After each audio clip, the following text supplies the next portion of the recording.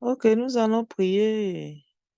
Nous allons prier tous ensemble, remercier le Seigneur pour la semaine qui vient d'être terminée.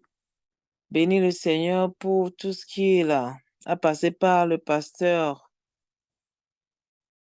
euh, Adadé pour tous les conseils qu'il nous a prodigués. Et nous allons prier que l'Esprit de Dieu nous aide à ne pas être ceux-là qui écoutent seulement, mais que nous appliquons, l'Esprit de Dieu nous aide à appliquer tout ce qu'on nous a enseigné pour une meilleure vie sur terre. Prions le Seigneur. Éternel notre Dieu, ce soir, nous voulons te dire merci. Tendre Père, adorable Papa, reçois la gloire, la louange et l'adoration pour tes bienfaits dans nos vies, Seigneur. Que tu es bon pour nous, que tu es merveilleux. Merci pour ton serviteur, le pasteur Adadé, que tu as utilisé pendant toute une semaine pour nous bénir par ta parole. Nous le bénissons, nous prions pour lui, nous prions pour sa vie, nous prions pour son église, nous prions pour sa famille. Nous prions que le temps que tu l'as passé ici, Seigneur, que tu jettes tes regards favorables sur lui et sur sa vie dans le nom puissant de Jésus. Et nous tous qui avons fait l'aller-retour, nous tous qui avons suivi l'enseignement en ligne, Seigneur, je prie que l'Esprit de Dieu nous aide afin que nous ne soyons pas des gens qui ont tout juste écouté, mais que par la puissance du Saint-Esprit, par la communion du Saint-Esprit, Seigneur, que nous puissions accepter cette vérité dans notre propre vie et que nous puissions choisir de mettre en pratique tout ce que nous avons écouté durant toute une semaine et que l'Esprit de Dieu nous aide à mettre en pratique afin que nos vies deviennent meilleures pour la gloire de ton nom, afin que nos vies, Seigneur, puissent glorifier ton nom, afin que nos foyers puissent glorifier ton nom. Reçois toute la gloire, Seigneur, parce que tu es tout-puissant, parce que tu es capable. C'est parce que c'est toi seul qui nous transforme par ta puissance, par ta parole, Seigneur. Transforme nos vies, transforme nos foyers, guéris nos vies, guéris nos foyers, Seigneur, pour la gloire de ton nom, afin que nos foyers, sans maudire, Seigneur, les gens puissent nous voir et donner gloire à ton nom, que nous soyons différents, qu'il n'y ait pas de divorce au milieu de nous, parce que toi, l'Éternel, tu es le divorce. Donne-nous la compréhension, donne-nous de nous entendre dans nos familles, Seigneur, dans le nom puissant de Jésus.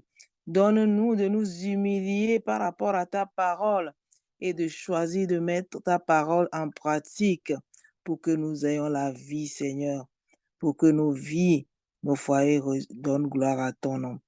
Béni sois-tu pour tout ce que tu as fait pour nous au milieu de nous dans la semaine, dans le nom puissant de Jésus. À présent, ce soir, nous sommes en ligne pour continuer l'étude. Nous prions que l'Esprit de Dieu nous assiste et que, Seigneur, nous puissions toujours apprendre de toi. Et que tout ce que nous apprenons de toi, Seigneur, oh, que l'Esprit de Dieu nous aide. C'est lui qui est notre enseignant par excellence, parce qu'il a été dit de lui que quand lui viendra, nous conduira dans toute la vérité. Seigneur, que nous soyons conduits dans toute la vérité, Seigneur. Tu es la vérité. Nous sommes tes enfants et que nous puissions marcher selon la vérité. Reçois toute la gloire pour tout ce que tu fais dans nos vies, Seigneur. Tu nous conduis de gloire en gloire. Seigneur, tu améliores nos vies, Seigneur, par ta parole vivante et efficace, Seigneur. Permets que ta parole soit efficace dans nos vies, Seigneur, et que nous ne soyons pas des gens qui écoutent seulement, mais que la parole nous transforme totalement pour la gloire de ton nom. Béni sois-tu au nom puissant de Jésus. Alléluia. Alléluia. Amen. Ok, nous allons continuer notre enseignement. Amen, amen. Merci. Vos réactions. Nous ne sommes pas trop nombreux. Peut-être que quand on aura terminé, il y aura ça sur la plateforme de l'Église et que les gens viendront suivre après. Alors, pasteur, vous êtes là maintenant?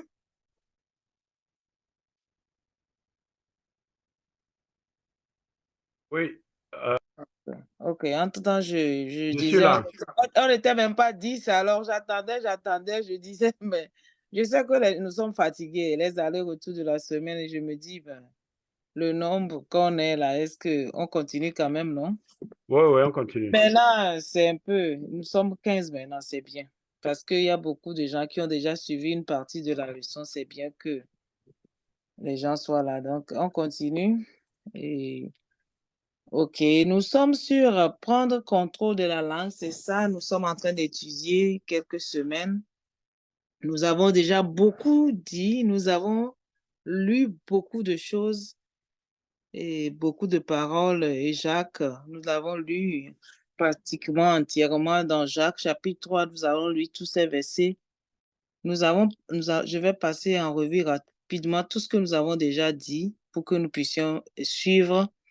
Et à la fin, s'il y a des questions, des ajouts, on va les faire.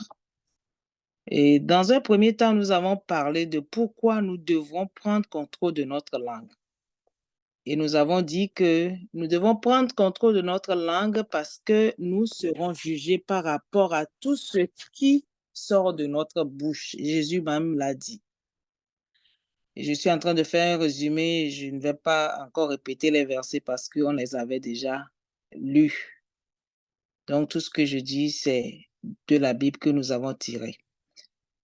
Nous serons jugés par rapport à tout ce qui sort de notre bouche.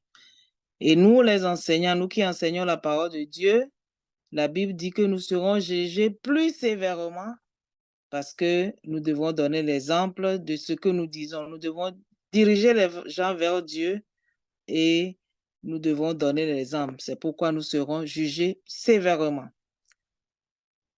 Et nous avons dit que pourquoi nous devons contrôler notre langue, parce que la langue, par les paroles que nous prononçons, la langue, les paroles sont porteurs de vie et de mort. Donc, c'est l'une des raisons pour laquelle nous devons savoir contrôler, parce que nous ne voulons pas dire des choses qui donnent la mort, parce que au début de la leçon, nous avons dit que la langue peut faire du bien et peut faire du mal. La langue peut détruire toute une vie. Donc, la langue peut amener la mort. Parce que nous disons, nous pouvons amener la mort dans la vie de quelqu'un. Donc, c'est une des raisons pour laquelle nous devons contrôler notre langue. Nous avons aussi dit que la langue peut détruire même. La langue est le centre de l'iniquité. La langue est enflammée par la géhenne. Notre langue qui est dans notre bouche là peut être contrôlée même par la géhenne. Nous avons même dit que si nous n'arrivons pas à contrôler notre langue, notre religion même est vaine.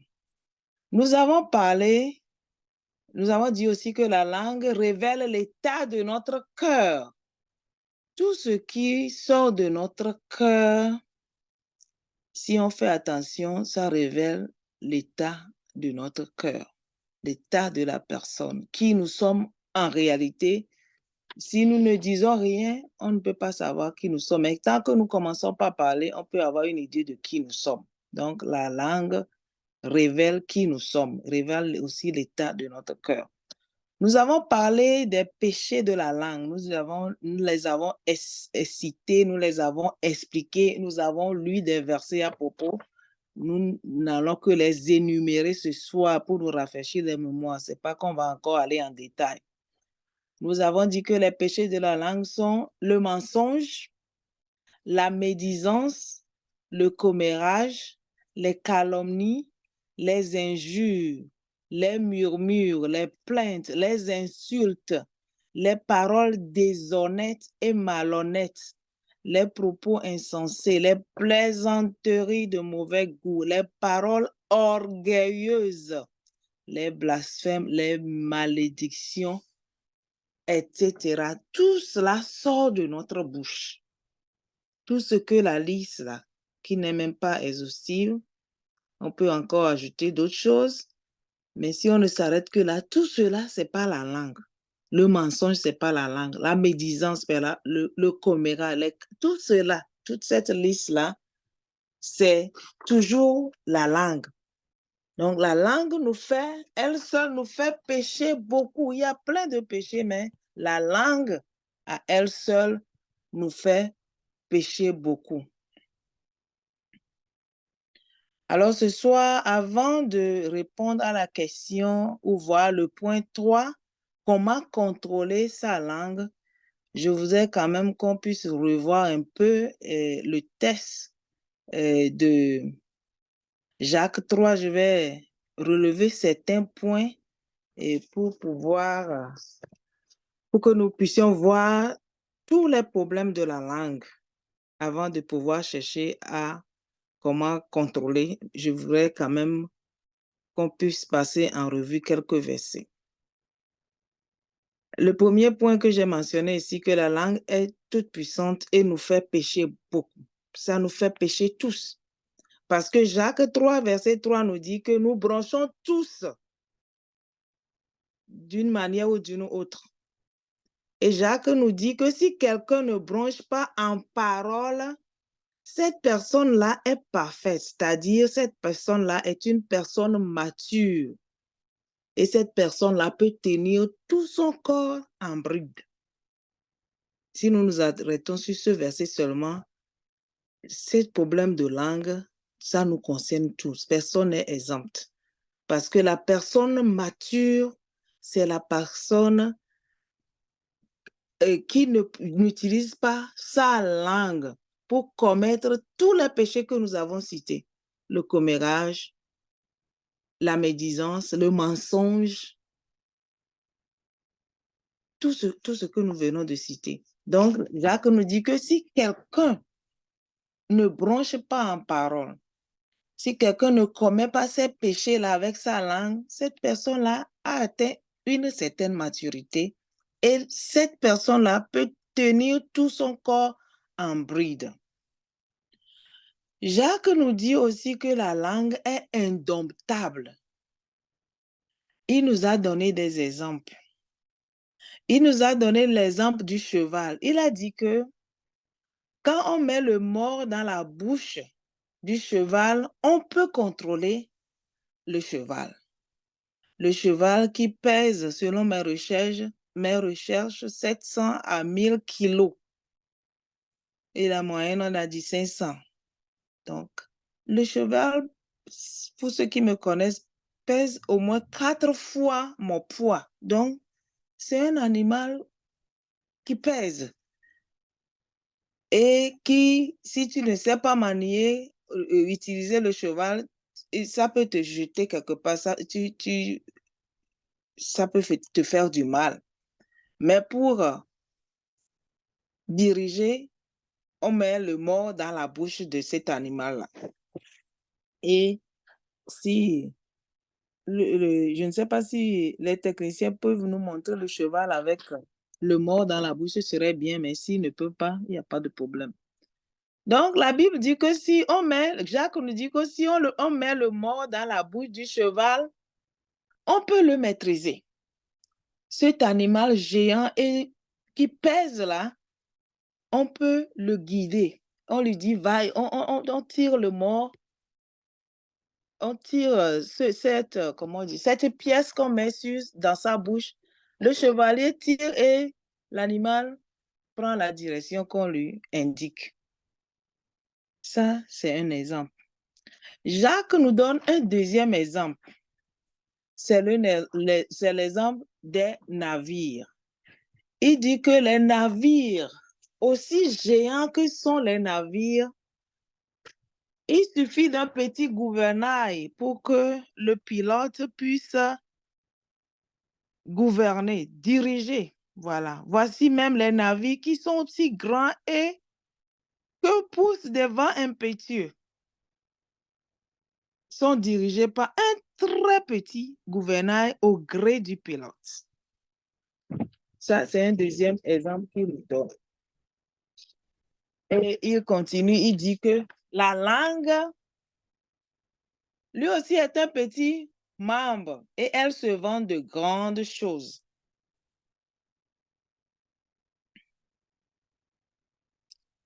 Que la langue est un feu La langue est le monde de l'iniquité. Ah, il voudrait comparer la langue avec le mort et le gouvernail. Donc, notre langue peut diriger notre vie dans un sens ou dans un autre. Ça peut diriger notre vie quand la Bible dit que la mort et la vie sont au pouvoir de la langue. Par notre langue, nous pouvons avoir la vie ou nous pouvons avoir la mort. Nous pouvons dire des choses qui donnent la vie et nous pouvons dire aussi des choses qui donnent la mort.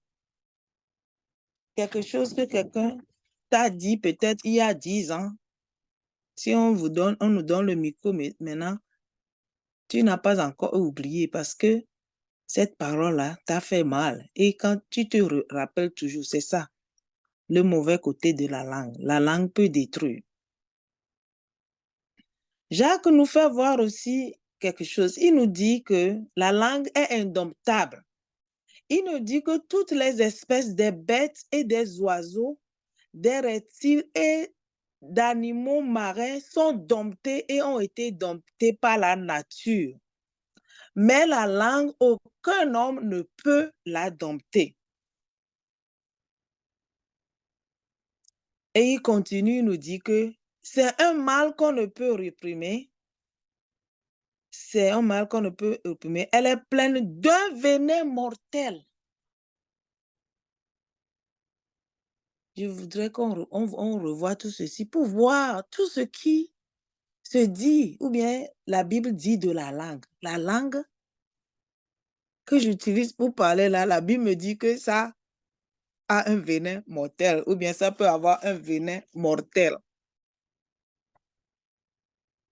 Voilà tous les problèmes de la langue. Elle est puissante.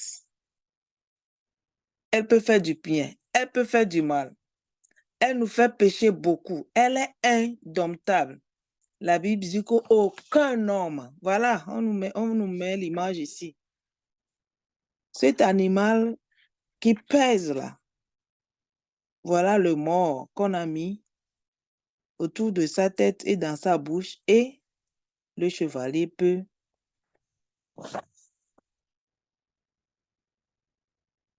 aller partout où il veut. Autrement dit, c'est l'animal qui va le conduire où il veut, mais avec cette pièce-là qu'on a mis autour de la tête du cheval, c'est fini.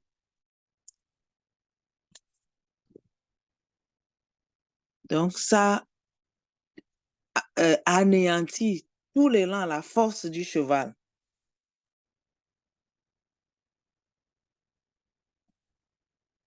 La langue est indomptable. La langue est un feu. La langue est le monde de l'iniquité. La langue est pleine d'un venin mortel. Et quand nous lisons tout ceci, surtout quand la Bible dit que aucun homme ne peut dompter la langue, on se demande, que faire alors? Si la langue nous cause tant de problèmes et qu'aucun homme ne peut la dompter, qu'est-ce que nous allons faire? La réponse est toujours dans la Bible.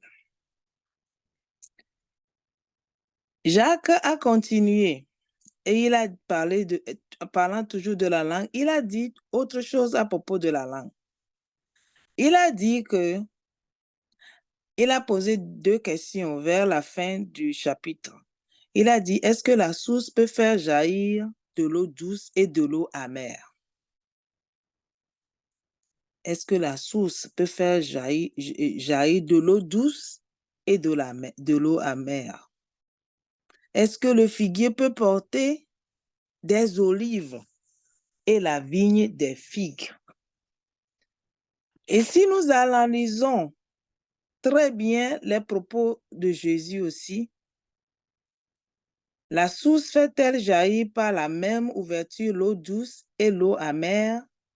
Un figuier, mes frères, peut-il produire des olives ou une vigne des figues? De l'eau salée ne peut pas non plus produire de l'eau douce. Qu'est-ce que tout cela nous dit? La langue est indomptable. La langue est un feu. La langue est le monde de l'iniquité. La langue, aucun homme ne peut le dompter. La langue a un venin. Je voudrais qu'on voit aussi les propos de Jésus par rapport à la langue.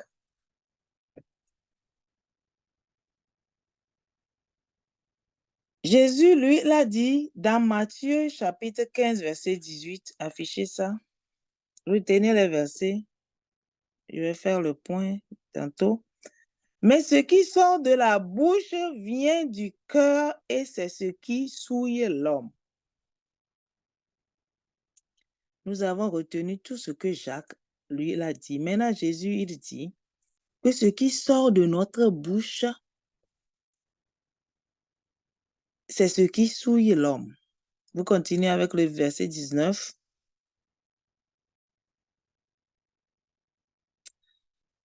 Nous avons cité les péchés de la langue. Jésus nous dit que mais ce qui sort de la bouche vient du cœur. Et c'est ce qui souille l'homme. Et c'est du cœur que viennent les mauvaises pensées, les meurtres, les adultères, les impudicités, les vols, les faux témoignages et les calomnies. Nous avons parlé des faux témoignages. Nous avons parlé des calomnies. Je suis sûre que la liste n'est pas exhaustive ici non plus. Sinon, tous les péchés viennent du cœur. Tous les péchés de la langue viennent du cœur. Jésus, dans Matthieu chapitre 12, nous l'avons lu l'autre fois. Matthieu chapitre 12, verset 34. Jésus nous dit, race de vipères, comment pourriez-vous dire de bonnes choses, méchants comme vous l'êtes? Car c'est de l'abondance du cœur que la bouche parle. Nous avons parlé en long et en large des péchés de la langue. Et Jésus nous dit ici que c'est de l'abondance du cœur. Je vais reprendre la liste. C'est de l'abondance du cœur que la bouche parle. C'est de l'abondance du cœur que la bouche dit des mensonges. C'est de l'abondance du cœur que la bouche médit, dit les médisances. C'est de l'abondance du cœur que l'on fait des commérages. C'est de l'abondance du cœur que l'on fait des calomnies, qu'il y a des injures qui sortent de notre bouche. S'il y a des murmures, c'est de l'abondance du cœur. S'il y a des plaintes, c'est de l'abondance du cœur. Les insultes que nous proférons à l'endroit des gens, c'est du cœur que ça sort. Les paroles déshonnêtes que nous disons à nos frères et sœurs, c'est du cœur. Les paroles malhonnêtes que nous disons à nos frères et sœurs, c'est de l'abondance du cœur. Les plaisanteries de mauvais goût, c'est du cœur que ça sort. Les paroles orgueilleuses que nous prononçons, c'est du cœur. Les blasphèmes, c'est toujours du cœur. Et les malédictions que nous prononçons à l'endroit de nos frères, nos sœurs, nos enfants et tout cela vient du cœur. Race de vipères, comment pourriez-vous dire de bonnes choses, méchants comme vous l'êtes, car c'est de l'abondance du cœur que la bouche parle. Nous allons revenir à la source. La source fait jaillir.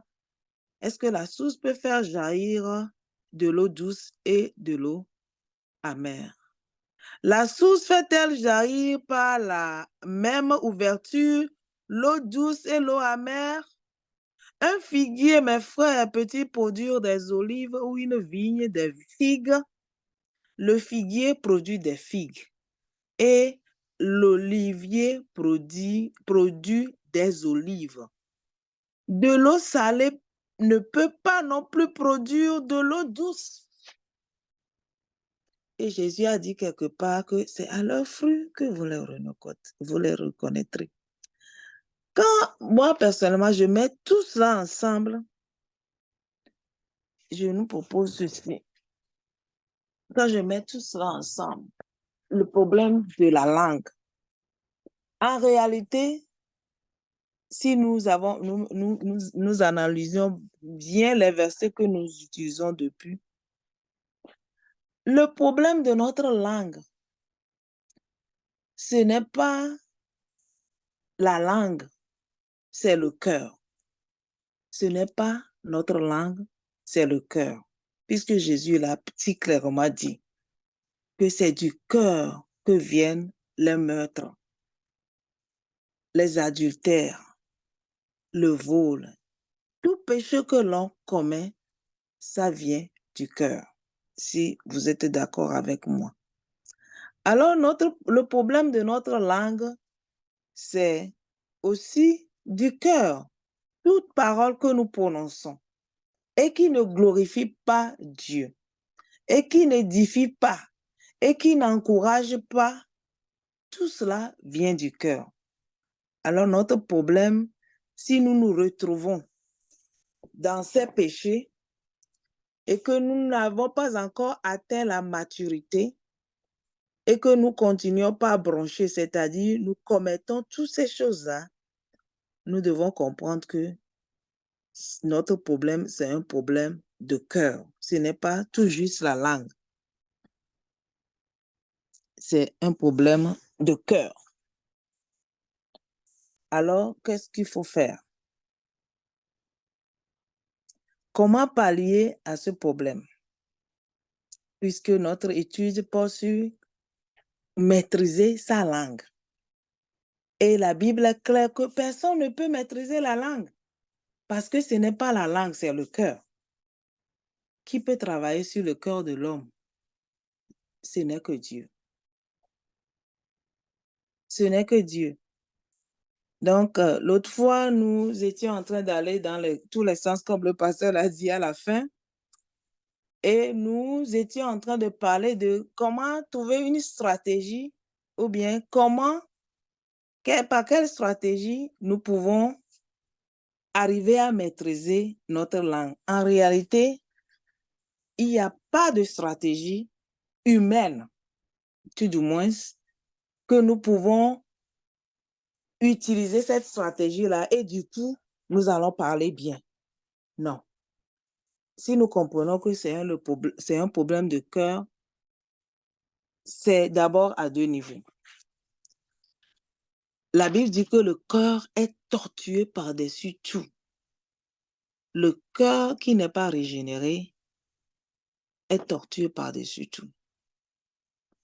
Et la Bible nous appelle à un nouveau cœur. C'est là où nous parlons de régénération. Nous qui sommes en Christ, Dieu nous a donné un nouveau cœur. C'est là où nous parlons de régénérer, la nouvelle naissance. Mais quand même, quand nous lisons Jacques, dans Jacques chapitre 3, verset 2, nous comprenons que si nous n'atteignons pas la maturité, nous pouvons commettre ces choses-là. C'est ça que j'essayais d'expliquer l'autre fois.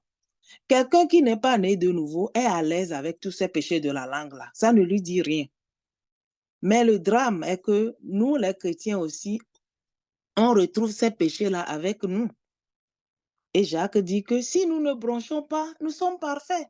Nous sommes des gens matures.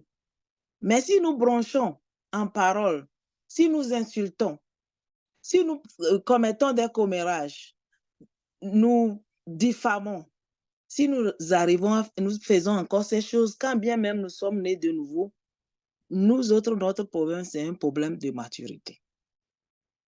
Donc, quelle stratégie? Comme je le disais l'autre fois, c'est à nous d'aller devant Dieu. Si je sais que je commets tel péché, c'est à moi d'aller devant Dieu et prier pour que Dieu m'aide et me débarrasse de ces choses-là. Donc, j'ai noté 3 points ici. Comment maîtriser la langue? Il faut d'abord s'assurer qu'on est né de nouveau. la première des choses, nous qui étudions cette leçon, nous devons nous assurer que nous sommes nés de nouveau, que nous avons un nouveau cœur, parce que c'est du cœur que tout sort. C'est du cœur, c'est du cœur, c'est du cœur. Tous ces péchés de la langue, c'est du cœur. Si Dieu ne traite pas notre problème de cœur, nous ne pouvons pas maîtriser notre langue. La Bible dit que celui qui maîtrise sa langue peut maîtriser tout son corps. Mais il n'y a pas de stratégie humaine. La première des choses, si nous sommes nés de nouveau, gloire à Dieu. Parce que si nous sommes nés de nouveau, nous le savons. L'Esprit témoigne à notre esprit que nous sommes enfants de Dieu. Nous-mêmes, nous savons que nous sommes nés de nouveau. Ce n'est pas quelqu'un qui va nous le dire. Nous savons. C'est une attestation intérieure, nous le savons.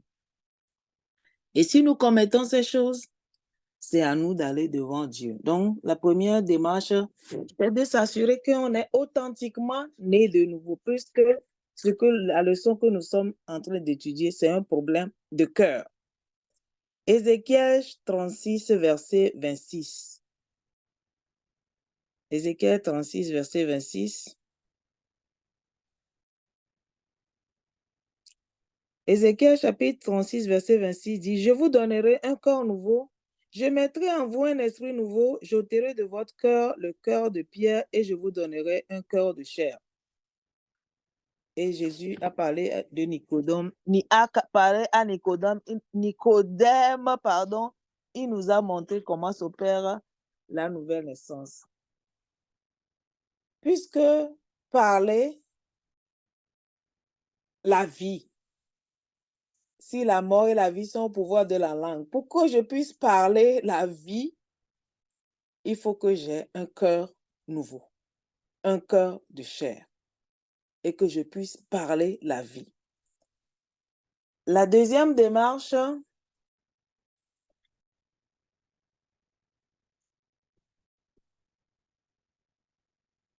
pour chercher à contrôler sa langue, c'est de chercher à devenir mature. Parce que Jacques dit, si quelqu'un ne bronche pas en parole, si quelqu'un ne commet pas ses péchés en parole, la personne est une personne mature. Nous-mêmes voyons la liste. S'il y a des choses que nous commettons, nous devons savoir que nous avons du chemin à faire et chercher à contrôler. Si c'est le mensonge, on sait ce qu'il faut faire. Si c'est parler mal des gens, insulter les gens, et si nous parlons d'une façon orgueilleuse et malhonnête, nous devons aller sincèrement devant Dieu pour que Dieu nous aide. Et la troisième chose, cherchez toujours à être rempli du Saint-Esprit. Parce que quand nous sommes remplis du Saint-Esprit, l'Esprit de Dieu produit le fruit de l'Esprit, à savoir la joie, la paix, la douceur. Un cœur rempli par l'Esprit de Dieu, ce cœur-là peut éviter tous ces péchés-là. Non seulement être rempli de la parole. Nous pouvons lire Colossiens chapitre 3, versets 16 à 17, où la Bible dit que la parole du Christ habite en nous abondamment. Que la parole de Christ habite parmi vous abondamment. Instruisez-vous et exhortez-vous les uns les autres en toute sagesse par des psaumes, par des hymnes, par des cantiques spirituels, chantant à Dieu dans vos cœurs sous l'inspiration de la grâce.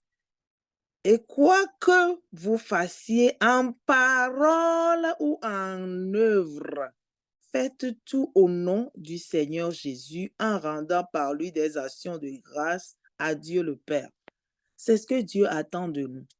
Dieu attend de nous que quand nous nous rassemblons, que nous puissions nous instruire les uns les autres, nous puissions nous exhorter les uns les autres avec sagesse, par des psaumes, des hymnes que nous chantons pour la gloire de Dieu. Qu'il n'y ait pas de commérage au milieu de nous. C'est ce que Dieu attend de nous. Qu'il n'y ait pas la médisance au milieu de nous. Qu'il n'y ait pas tous les péchés que nous avons cités, que la langue nous induit dans ces péchés-là. Si nous sommes remplis du Saint-Esprit et que nous produisons le fruit de l'Esprit abondamment, et que nous lisons la parole, que la parole du Christ abonde, parce que c'est de l'abondance du cœur que la bouche parle. Donc, ce qu'il y a dans notre cœur, si ces choses-là sortent beaucoup, ça veut dire que notre cœur n'est pas rempli par l'esprit et par la parole. Ce n'est pas, comment dire, quick fix, ou bien, c'est pas quelque chose qui va se passer du jour au lendemain. Ce problème de langue, qui est un problème de cœur, il n'y a pas de quick fix, c'est-à-dire, il n'y a rien à faire tout juste rapidement pour dire que ça y est. Non, c'est par l'aide de Dieu. C'est par la communion avec le Saint-Esprit. C'est par la prière. Parce que l'Esprit nous convainc du péché. À moins que nous ne sommes pas nés de nouveau. C'est ma compréhension des choses. Si nous sommes vraiment nés de nouveau, quand nous commettons l'un de ces péchés, l'Esprit nous le dit en même temps. Nous réalisons. Je réalise que je viens de mentir. Si ce n'est pas le cas, ça veut dire que le corps nouveau, là, on n'a pas. Je réalise que je viens de médire, je viens de diffamer. Je l'Esprit me rappelle à l'ordre. Et je dois être sincère à Dieu et dire, ah Seigneur, ça, ce n'est pas un fruit qui glorifie ton nom. Aide-moi. Aide-moi. Pour quelques conseils généraux, je m'ai aussi rappelé, il y a un pasteur qui était venu des années passées qui nous a dit quelque chose. Nous parlons souvent des gens. Nous avons dit quelle stratégie utiliser pour maîtriser la langue. Je donne quelques conseils. Nous disons beaucoup de choses par notre langue qui nous induit en erreur et nous fait commettre des péchés. Chaque fois que nous voulons parler, ça c'est des conseils généraux. Si nous pouvons nous demander, vous voulez parler de quelqu'un, est-ce que ce que vous voulez dire, est-ce que c'est vrai? Souvent, nous parlons des gens et ce n'est pas vrai. C'est ça la diffamation. Vous dites des choses qui sont fausses et on ternit l'image de quelqu'un. Demandons-nous, est-ce que ce que je veux dire est vrai? Est-ce que ce que je veux dire, est-ce que c'est confidentiel? Est-ce que c'est quelque chose qu'on peut révéler à quelqu'un et que ça ne va pas faire du mal? Tu te poses la question. Est-ce que c'est nécessaire que je dise à celui-ci ou à celle-ci le problème de quelqu'un? Est-ce que c'est nécessaire? Est-ce que c'est nécessaire que je mente? Et est-ce que c'est édifiant? Est-ce que c'est édifiant?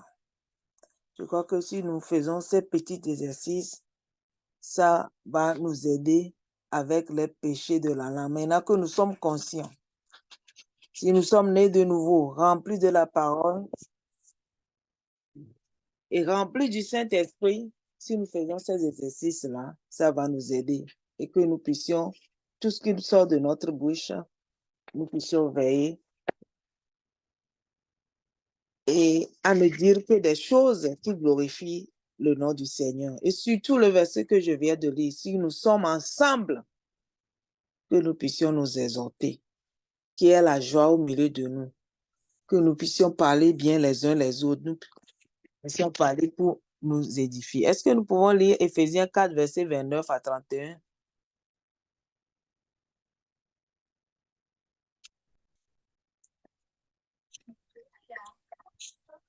Alléluia. Yeah. Éphésiens 4, 29 à 31. Qu'il ne sorte de votre bouche aucune parole mauvaise, Mais s'il y a lieu, quelques bonnes paroles qui servent à l'édification et communiquent une grâce à ceux qui l'entendent. N'attristez pas le Saint-Esprit de Dieu, par lequel vous avez été scellés pour le jour de la rédemption.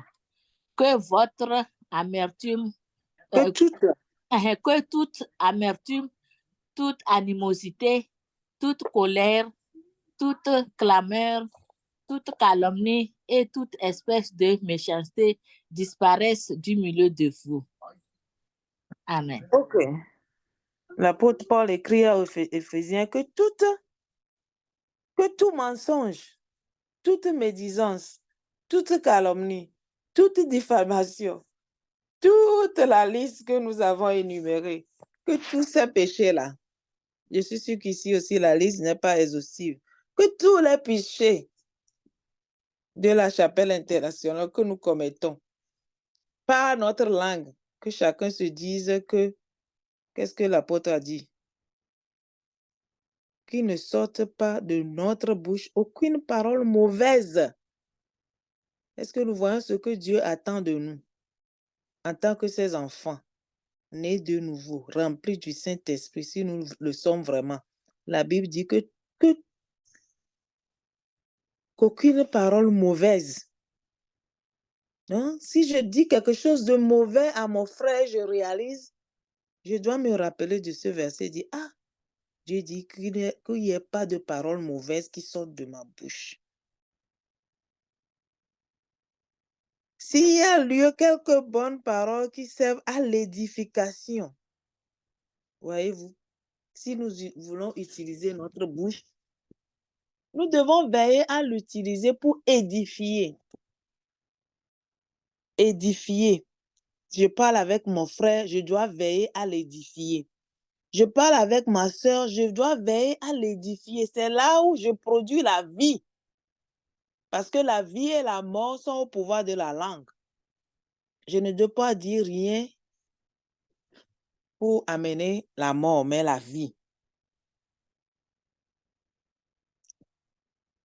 Quelques bonnes servent à l'édification commune, à une grâce, et ceux qui l'entendent, n'attristez pas le Saint-Esprit de Dieu par lequel vous avez été scellés pour le jour de la rédemption. Que toute amertume, toute calomnie, toute animosité, colère, clameur, méchanceté disparaissent du milieu de nous. Donc, nous devons parler pour édifier. Nous pouvons lire Colossiens 3, verset 16.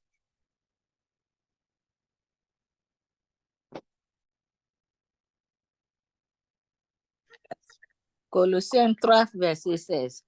Que la parole de Christ habite parmi vous abondamment. Instruisez-vous et exhortez-vous les uns les autres en toute sagesse, pas des psaumes, pas des hymnes, pas des cantiques spirituels, chantant à Dieu dans vos cœurs sous l'inspiration de la grâce. Amen. La Bible dit, c'est le mot sagesse que je voudrais qu'on voit ici. Nous devons apprendre à parler avec sagesse. En parlant avec sagesse, pas des psaumes, pas des hymnes, pas des cantiques spirituels chantant à Dieu dans vos cœurs sous l'inspiration de la grâce. C'est ce à quoi nous sommes parlés. Parler avec sagesse à nos frères.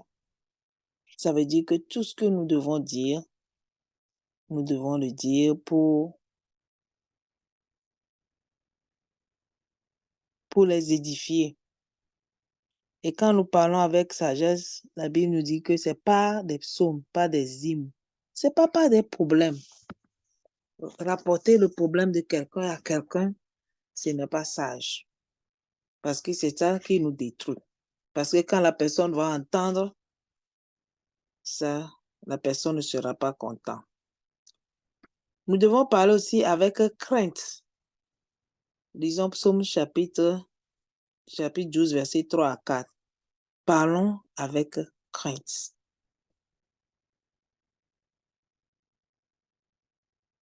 Que l'Éternel extermine toutes les lèvres flatteuses, La langue qui discourt avec arrogance, ceux qui disent nous sommes puissants par notre langue, nous avons nos lèvres avec nous.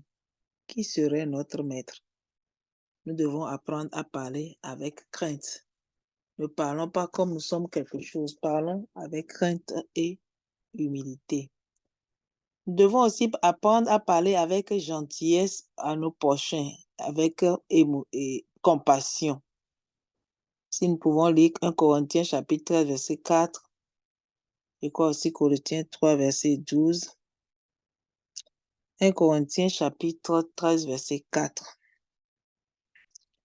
La charité est patiente, elle est pleine de bonté. La charité n'est pas envieuse, la charité ne se vante point, elle ne sent pas d'orgueil. La charité est pleine de bonté. L'Esprit Saint produit en nous l'amour qui est encore appelé la charité. Cet amour-là est plein de bonté. Normalement, nous devons parler avec à nos frères et sœurs avec beaucoup de bonté, beaucoup de gentillesse, beaucoup de compassion. Colossiens 3, verset 12 et aussi Proverbe 3, 3.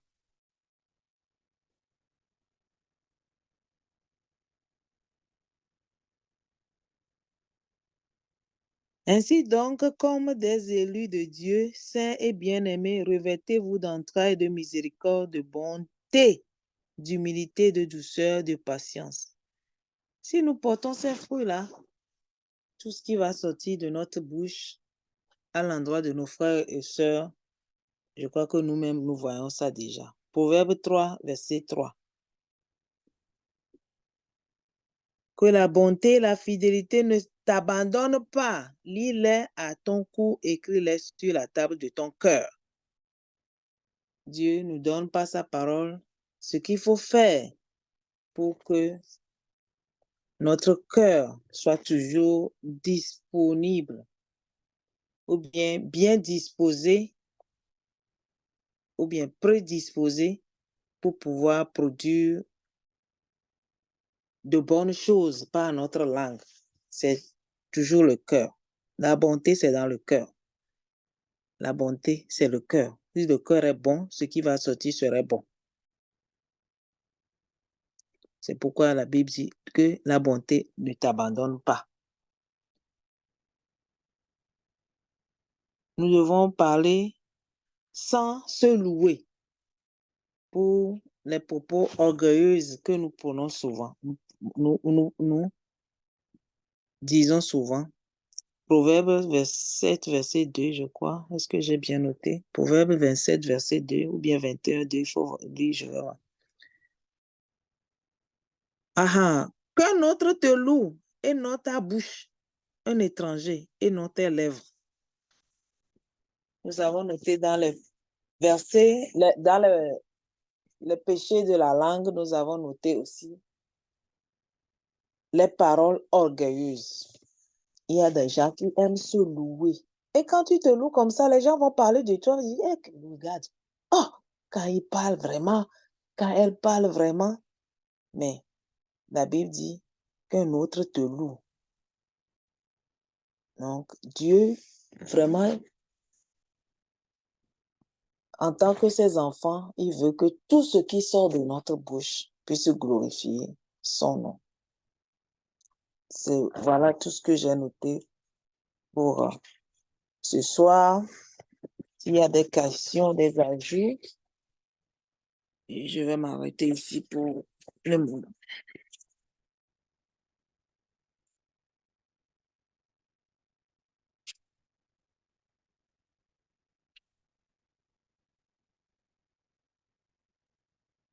S'il vous plaît, réagissons si nous avons des questions, des ajouts, parce que les quelques minutes de silence nous font perdre du temps, s'il vous plaît. Merci.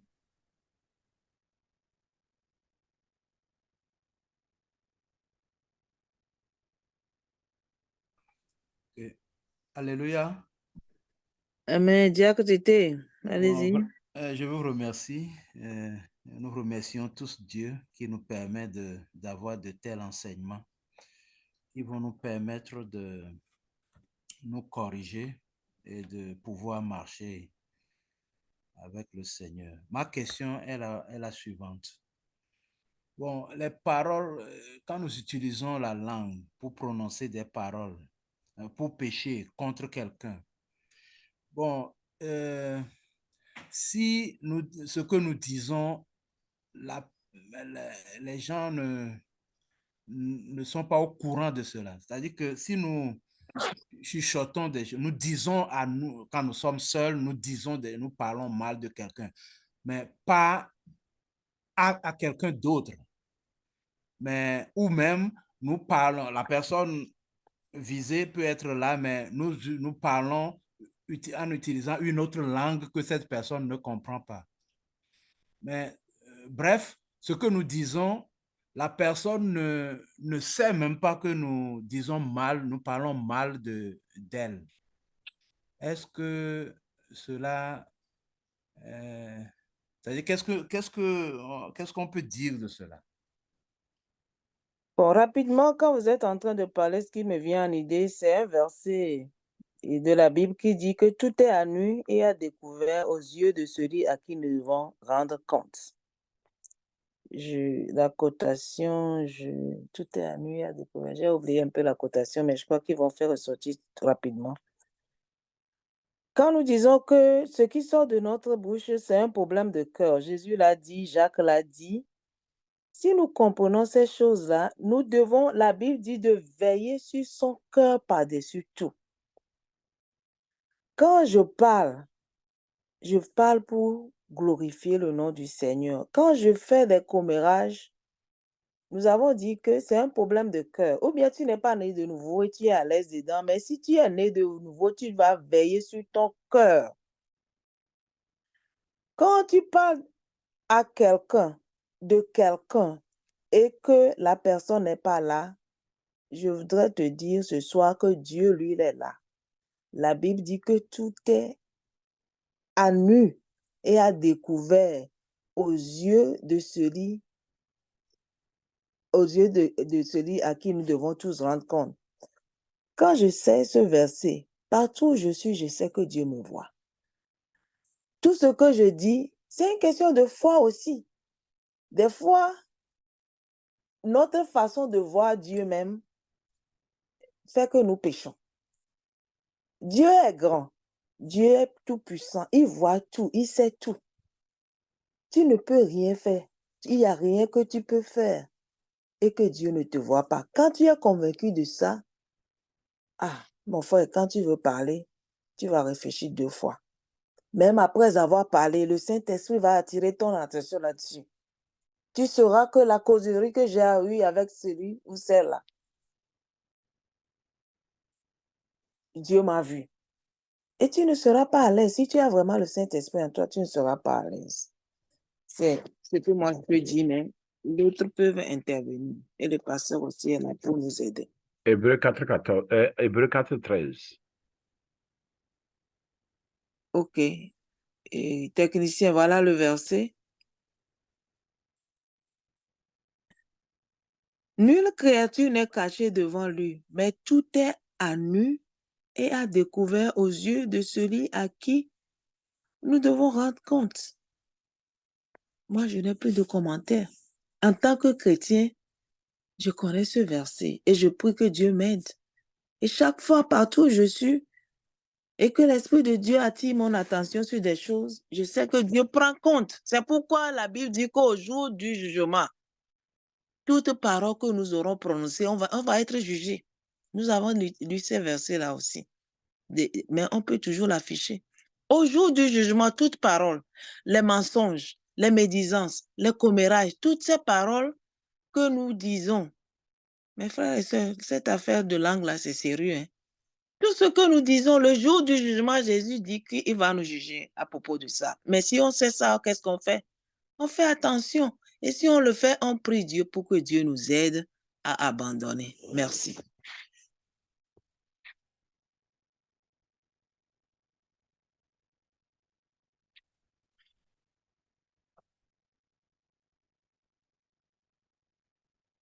Ok, merci beaucoup.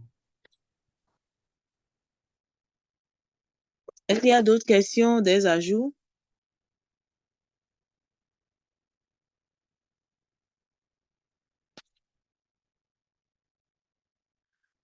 Oh. Bon, je voudrais nous encourager. La question du diacre doit nous amener même à réfléchir. Quand nous sommes même, que ce soit l'Église, peu importe là où nous nous retrouvons, quand je me penche vers mon frère, vers ma sœur, et je lui dis quelque chose qui concerne un autre frère, une autre sœur, c'est vrai que j'ai chuchoté à l'oreille de la personne.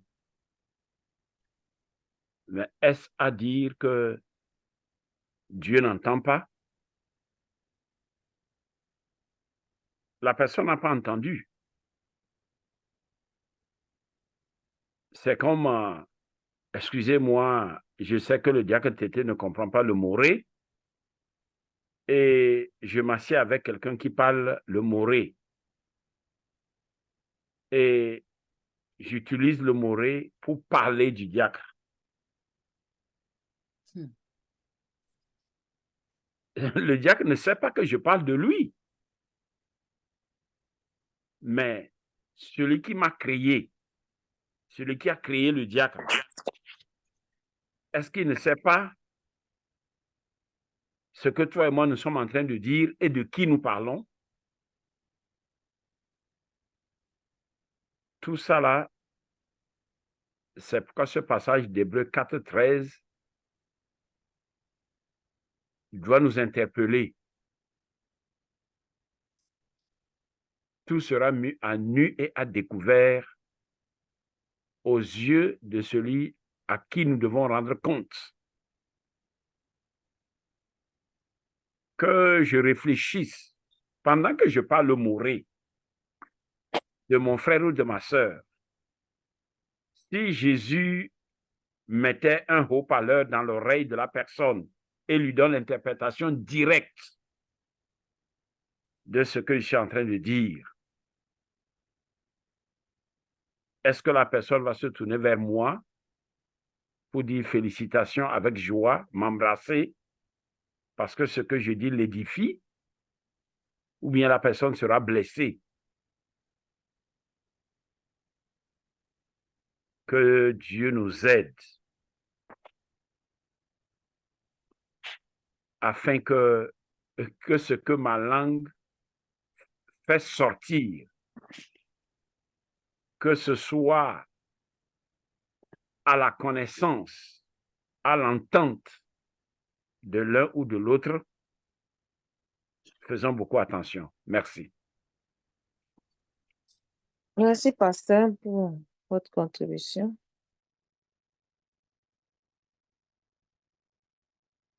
Est-ce qu'il y a des questions? Il y a une autre question à ajouter?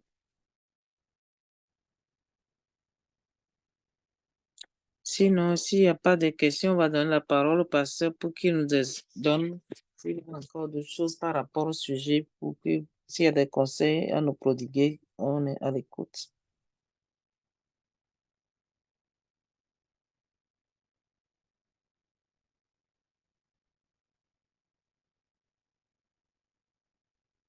J'ai remarqué que le frère Anissé et notre frère Sénat ne sont pas en ligne ce soir, alors que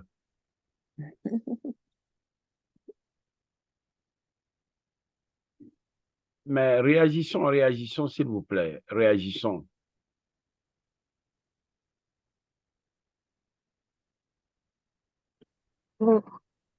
S'il vous plaît, le frère Anissé a un meeting, donc il n'est pas disponible. C'est pour cela qu'il ne s'est pas connecté. Bon, réagis à sa place, puisque tu étais là la dernière fois quand il parlait. Vous êtes une seule chair. Il maîtrise mieux sa question que moi. Ah, alléluia. Oui, Selon ce allez-y. que j'ai compris de la démarche du frère Anissé, c'est comme s'il voulait que l'on énumère un à un les péchés de la langue et à chaque fois que l'on propose la solution qui doit permettre d'éviter ce péché particulier-là. Par exemple, on prend le mensonge et on propose la solution ou bien la stratégie qu'on doit adopter pour ne pas mentir, etc. Bon, je ne sais pas si... Mais selon l'enseignement, ce que nous sommes en train de retenir, c'est que, en fait, le péché ne vient pas de la langue, n'émane pas de la langue, mais le péché a sa source dans notre cœur. Et que si nous voulons mettre fin au péché ou bien éviter les péchés qui viennent de la langue, qui sont proférés par la langue, nous devrions aller à la source et demander à Dieu, à l'Esprit de Dieu, qui seul peut régénérer notre cœur pour que Dieu puisse nous faire la grâce de régénérer notre cœur. Et quand seulement notre cœur est régénéré et que notre cœur, puisque c'est de l'abondance du cœur que la bouche parle, ce que nous aurions dans notre cœur sera les pensées de Dieu, la parole de Dieu, la parole de Christ, et ainsi la solution à tous ces péchés-là est trouvée. Bon, c'est ça ce que je voudrais dire. Et je ne sais pas si, bon, je ne sais pas si nous allons revenir à la démarche que le frère Anissé voulait, mais c'est ce que j'avais compris de ce qu'il disait. Merci. Merci beaucoup, Diacre. J'avais réfléchi à cette démarche pendant la semaine et je pense que la façon dont l'enseignante a présenté, ce serait plus bénéfique. Pourquoi? Je m'explique. Quand je prends seulement le mensonge, ça a plusieurs formes. Le mensonge a plusieurs formes. Quand je mens par orgueil, est-ce que c'est la même stratégie que je dois utiliser pour ne pas mentir que quand je mens, par exemple, en cas de défense?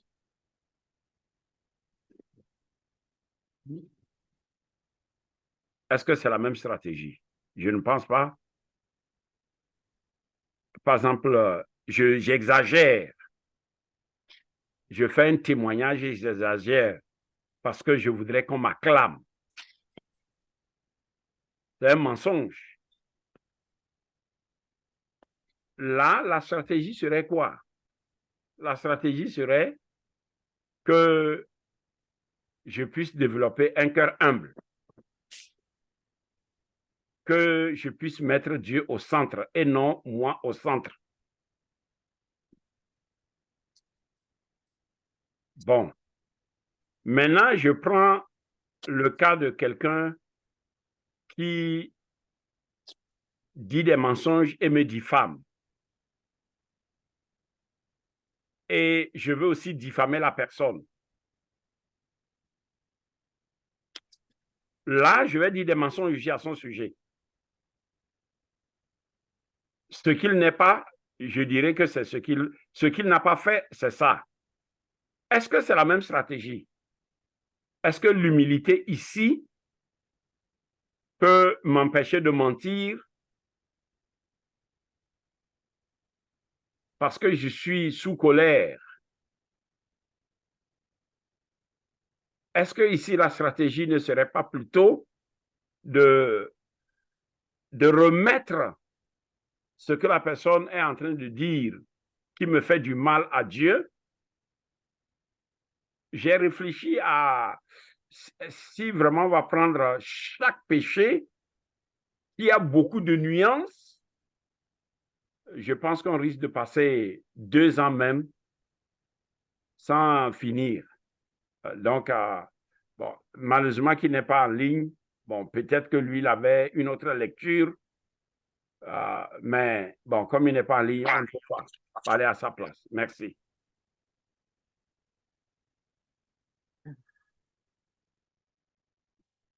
Voilà, le temps.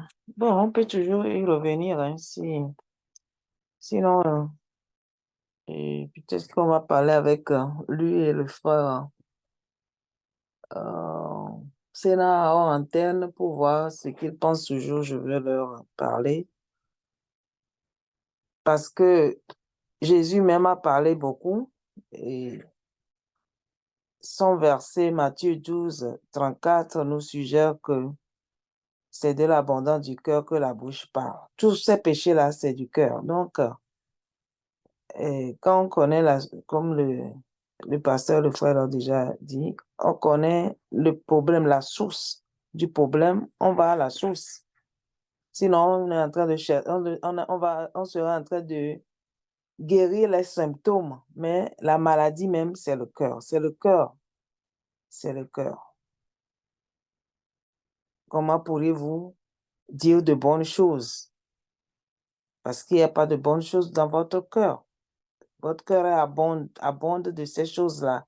Mais si Dieu nous donne un nouveau cœur et nous permettons que la parole remplisse notre cœur, le Saint-Esprit remplit notre cœur et nous produisons le fruit de l'Esprit graduellement. Et nous allons arriver à un moment, comme Jacques l'a dit, si quelqu'un ne bronche plus en parole, cette personne-là a atteint une certaine maturité et cette personne-là peut maintenant maîtriser tout son corps. Donc, la parole de Dieu est claire, que le Seigneur nous aide et que graduellement, là où nous bronchons en parole, que le Saint-Esprit nous aide à abandonner petit à petit jusqu'à ce que nous devenions des gens matures. Voilà. Et aussi, Jacques a dit que la source ne peut pas faire sortir l'eau douce et l'eau amère. Nous devons veiller à ne pas produire ces fruits. Si nous sommes vraiment nés de nouveau, les fruits que nous devons produire, c'est la source, la bonne, c'est-à-dire l'eau douce. Notre parole doit bénir, notre parole doit édifier, notre parole doit encourager. C'est des exercices que nous devons faire. Nous devons veiller à édifier nos frères et sœurs, à les encourager et non à les médire, et non à dire des choses jusqu'à ce qu'ils n'entendent et qu'ils se fâchent. Non.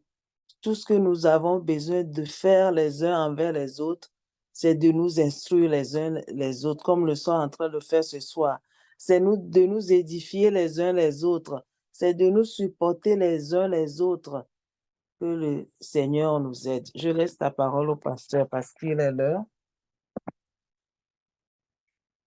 Bon, y a-t-il encore quelqu'un qui a une question ou bien une contribution rapidement?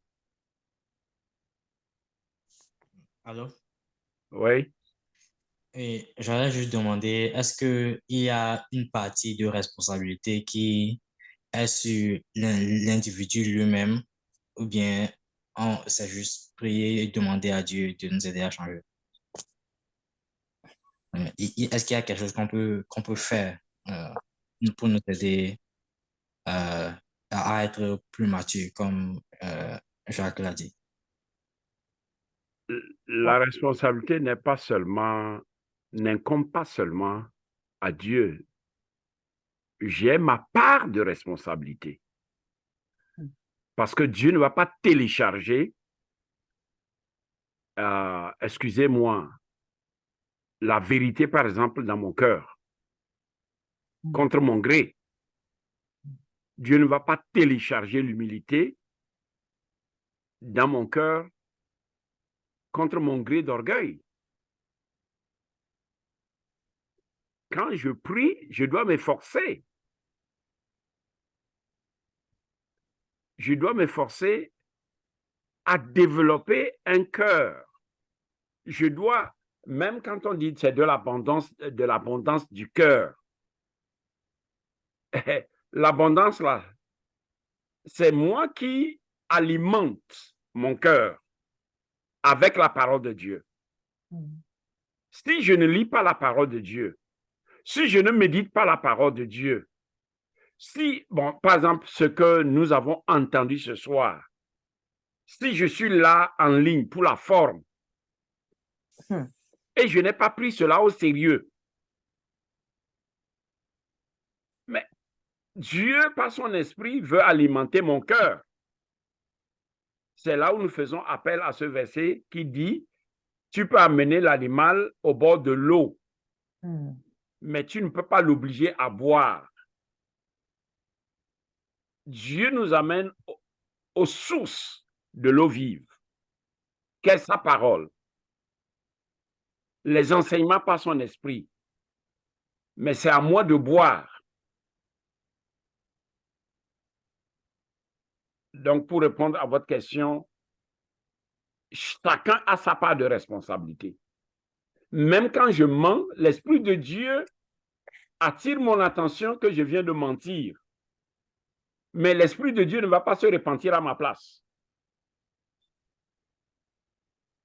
Ma part de responsabilité, c'est que je dois me repentir, aller devant Dieu, dire, Seigneur, ce que je viens de dire, c'est du faux. Pardonne-moi. L'Esprit de Dieu seulement attire mon attention. L'Esprit de Dieu me parle. Mais c'est à moi de dire, oh, ce que je viens de faire, là, il faut que j'arrête. Je ne dois plus le faire. Merci beaucoup.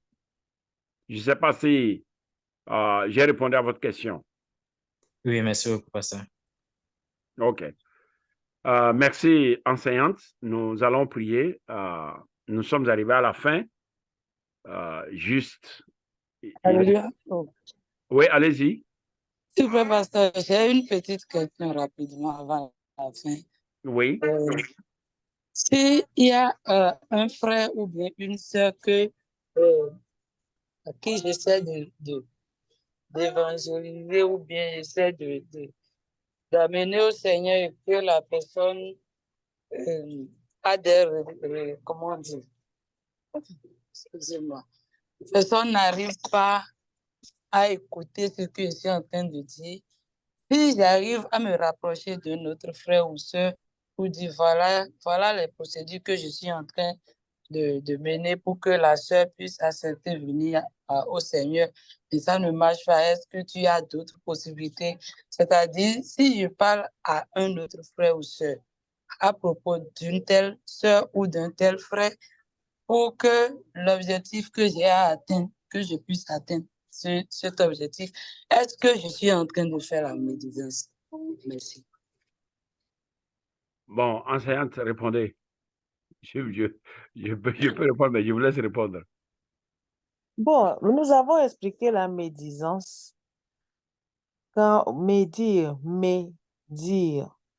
vous êtes en train de dire de mauvaises choses sur la personne dans son dos, à une autre personne, des faussetés. Mais dans ce cas, c'est que vous êtes en train de chercher une solution. Vous voulez le bien de la personne, vous voulez que la personne soit sauvée. Ou bien, je comprends, non? C'est ça, Chérita, vous voulez que la personne soit sauvée.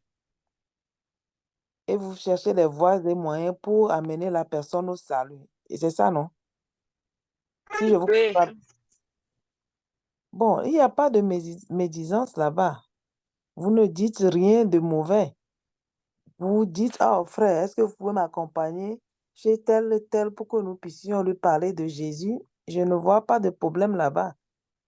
Mais la médisance, hein, c'est vous voulez vous parler pour détruire l'image de la personne. Vous dites des faussetés sur la personne. Tant que vous ne dites pas des faussetés sur la personne, bon, il n'y a pas de problème. Des fois même, c'est des vérités, mais vous n'avez pas besoin de dire ces vérités. Vous dites ces vérités dans l'intention de nuire. Ça, c'est la calomnie, je crois. Tout cela, nous savons, mais si vous ne faites pas ces choses-là, vous n'êtes pas en erreur. C'est ça, c'est le cœur. L'intention, Dieu voit. L'intention dans votre cœur, c'est que la personne soit sauvée. Donc, je ne crois pas que vous êtes en erreur. Merci. Merci beaucoup. Nous revenons toujours avec le passage que vous avez utilisé. C'est de l'abondance du cœur que la bouche parle. Qu'est-ce que j'ai dans mon cœur par rapport à la personne de qui je veux parler? Est-ce que sincèrement, je cherche autre moyen efficace pour l'amener au Seigneur? Si oui, c'est une bonne chose. L'abondance ici, c'est une bonne chose. Je fais sortir, donc ce que je veux faire sortir, ce serait bon. Mais si dans mon cœur, l'abondance, c'est dénigrer la personne sous le couvert, montrez-moi quelle stratégie va marcher, parce que je voudrais qu'on sache que, par exemple, excusez-moi, le frère, c'est un gars, c'est au Bénin, vous appelez ça gaiman. Je veux dire, c'est un gaiman. Il aime tromper les gens pour leur soutirer de l'argent. C'est l'information que je vais faire passer indirectement, mais je me cache. Oh, vraiment, le frère là, c'est un gaiman. Comment je peux l'amener au Seigneur? L'abondance du cœur, là, Dieu sait. Le verset là parle beaucoup. Le verset là est clé. Si ce qui est dans le cœur, c'est bien, si c'est pour la gloire de Dieu, si je veux que le Seigneur le sauve, et je dis, soutiens-moi dans la prière. Bon, il a des raisonnements philosophiques. Je n'ai pas ce niveau. Comment je peux répondre? Parce que tu es passionné, tu veux vraiment voir le salut de la personne. Ça, c'est une bonne chose qui est dans ton cœur. Ce qui va sortir, ce serait bon. Sœur Chérita, vous avez compris? J'ai ajouté seulement ce que la sœur vient de dire. Oui, pasteur, merci. OK. Merci beaucoup. On va prier. Éternel, notre Dieu, notre Père, nous te bénissons, nous te louons, nous t'adorons, nous t'exaltons. Merci parce que tu nous interpelles encore au sujet de ce petit organe qu'est la langue, mais qui crée assez de dégâts. Seigneur, la langue peut mettre deux familles en conflit. La langue peut déclencher la haine entre deux frères, deux sœurs, deux familles, deux nations. La langue peut ternir. S'il te plaît, notre Dieu, s'il te plaît, notre Père, nous te bénissons et nous te louons, nous t'adorons, nous t'exaltons, nous te célébrons. Nous te supplions de nous venir au secours. Amen. Papa, s'il te plaît, accorde-nous ta grâce. S'il te plaît, Jésus, aie pitié de nous. Parce que, Seigneur, tu nous appelles à nous édifier les uns les autres. Tu nous appelles, Seigneur, à nous encourager les uns les autres. Tu nous appelles, ô Éternel, à dompter, c'est ce que tu as dit, que chaque personne doit dompter sa langue. Ce n'est pas notre langue que nous pouvons faire du bien, ce n'est pas notre langue que nous pouvons faire du tort. Je prie que tu nous assistes pour que, tendre Père, nous puissions grandir. Seigneur, conduis-nous à cette maturité. Sonde nos cœurs un à un. Sonde nos cœurs, s'il te plaît. Et donne-nous cette grâce pour que nous puissions veiller sur notre cœur plus que toute autre chose. Seigneur, c'est le grenier, c'est le melting pot du bien et du mal. Papa, que ton Esprit Saint sonde nos cœurs et que par ton Esprit, nous puissions dire, Seigneur, je me mets à nu devant toi. Lave-moi et purifie-moi. Reçois donc toute la gloire au nom de Jésus. Amen. Amen. Amen. Merci, pasteur. Merci. Bonne nuit à tout le monde. Bonne nuit à vous tous. Merci. Bonne nuit. Akpe, akpe. Bonne nuit, Roda, meilleur. Amen. Hello, ni Ramio, hello. D'accord. Bye bye. Bye.